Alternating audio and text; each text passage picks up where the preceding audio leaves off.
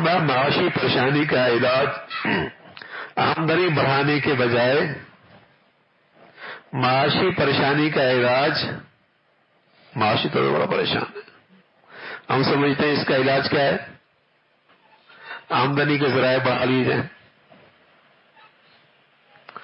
آپ فرمانے لگے معاشی پریشانی کا علاج آمدنی بڑھانے کے بجائے خرچ کم کرنا ہے۔ اگر آپ نے آمدنی کے ذرائع بڑھا بھی دیے تو ضروری نہیں کہ آپ کی معاشیت اچھی ہو جائے، اس لیے کہ ذرائع بڑھانے سے رزق کا بڑھانا آپ کے اختیار میں نہیں ہے،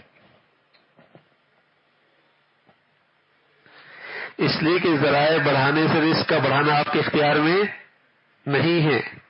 جو آپ کے اپنے اختیار میں، پہلے وہ قدم اٹھائیں۔ کیا؟ خرچے کنٹرول کرنا، یہ آپ کے اختیار میں، اسے کنٹرول کرو۔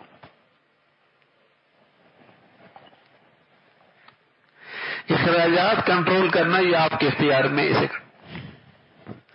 اپنی زندگی کو سادہ رکھو، اپنا معیار زندگی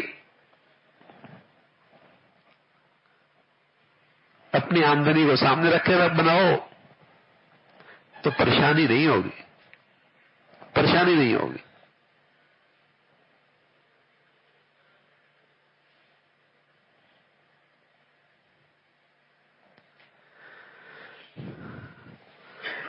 تو معاشی پریشانی کا علاج آمدنی بڑھانے کے بجائے خرچ کم کرنا ہے۔ فرمایا الہی بخش صاحب نے رئیس میرٹھ حکیمانہ دماغ رکھتے تھے، انہوں نے ایک بڑے کام کی بات فرمائی کہ لوگ معاشی پریشانیوں کو دور کرنے کے لیے اس کی تو بہت فکر کرتے ہیں کہ آمدنی بڑھائیں، جو عادتاً ان کے اختیار میں نہیں، مگر اس کی فکر نہیں کرتے کہ خرچ گھٹائیں، خصوصاً غیر ضروری اخراجات کو بہت کم کریں، حالانکہ یہ ہر ایک انسان کے اختیار میں ہے۔ فرمایا کہ رئیس میرٹھ حکیمانہ دماغ رکھتے تھے، انہوں نے ایک بڑے کام کی بات فرمائی کہ لوگ معاشی پریشانیوں کو دور کرنے کے لیے اس کی تو بہت فکر کرتے ہیں کہ آمدنی بڑھائیں، جو عادتاً ان کے اختیار میں نہیں، مگر اس کی فکر نہیں کرتے کہ خرچ گھٹائیں، خصوصاً غیر ضروری اخراجات کو بہت کم کریں، حالانکہ یہ ہر ایک انسان کے اختیار میں۔ ضروریات تو اللہ نے انسان کی بہت تھوڑی رکھی، خواہشات بہت ہیں۔ ہوا کیا کہ ہم نے اپنی خواہشات کو ضروریات کی فہرست میں داخل کر دیا، اب ضروریات کی فہرست ہی ختم نہیں ہو رہی، ضروریات تھوڑی سی، خواہشات بہت ہیں۔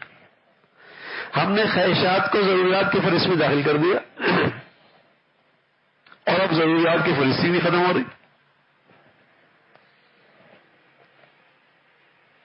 اور پریشانی بڑھتی چلی جا رہی۔